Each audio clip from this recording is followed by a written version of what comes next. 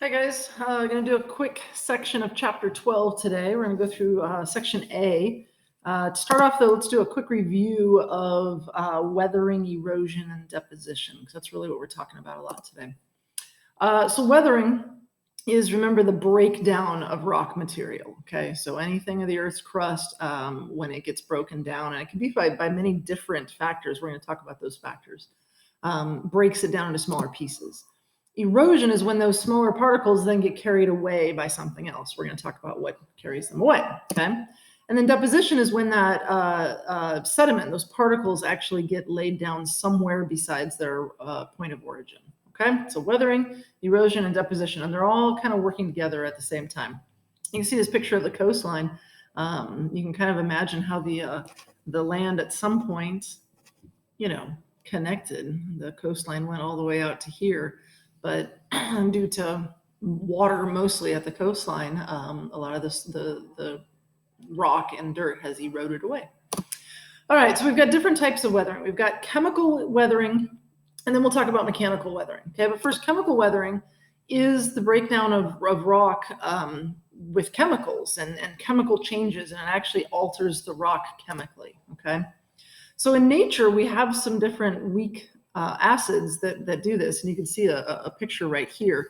I'm not sure exactly what the process is, but that is just from these weak acids being formed in the environment and kind of mixing with water, and it can erode away certain types of rock. Okay, so there's carbonic acid is one of them, and that actually forms when carbon dioxide in the atmosphere mixes with water, and it's very weak, but it still has an effect.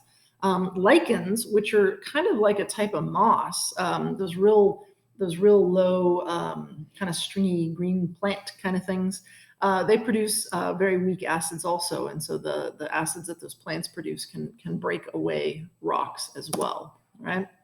So the rate of this kind of weathering is totally dependent on the type of rock. Some rocks are more susceptible to chemical weathering than others. The climate, warmer, moister climate is more prone to this type of chemical weathering. And also the surface area of the rock, how much of the rock is exposed, because it's being exposed to this acid in the environment. So mechanical weathering, which we'll talk about next, as it breaks rock down into smaller pieces, you have more surface area on the rock, which makes it more prone to then this chemical weathering, okay? So they both tend to work together. And then finally, we get acid rain, which is a little stronger than some of these weak acids we've been talking about. Air pollution and a lot of the smoke and soot and stuff from fossil fuels gets into our atmosphere. And when it rains, some of that pollution dissolves in the water and it forms different types of acid in the rain. And it can have an effect on the paint of our cars, statues, gravestones, things like that, and rock. So certain kinds of rock, again, are more prone to the acid found in acid rain as well. All right, mechanical weathering.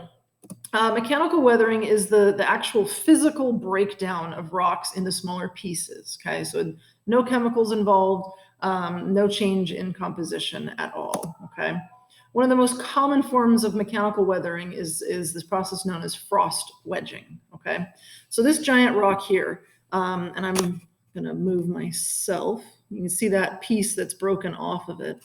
Okay. What happened is a crack forms in a rock. Okay. So here's a small little crack. And then water comes and fills in the crack. Okay. Well, when the water freezes, it expands quite a bit, like 9% bigger. Okay. So it's going to push that crack and it's going to make that crack get bigger. Okay. So now the crack is bigger.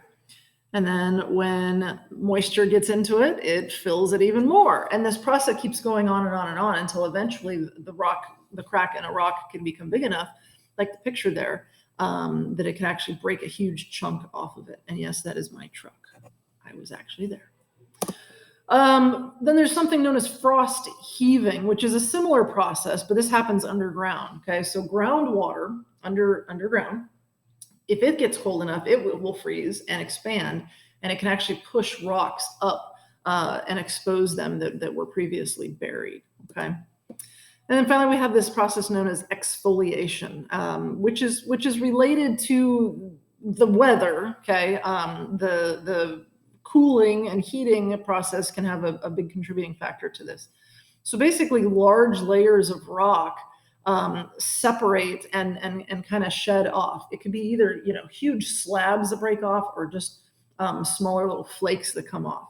And there's different reasons this happened. It might be because of a reduction in pressure. So maybe this rock was underneath a glacier and the glacier moved on or melted.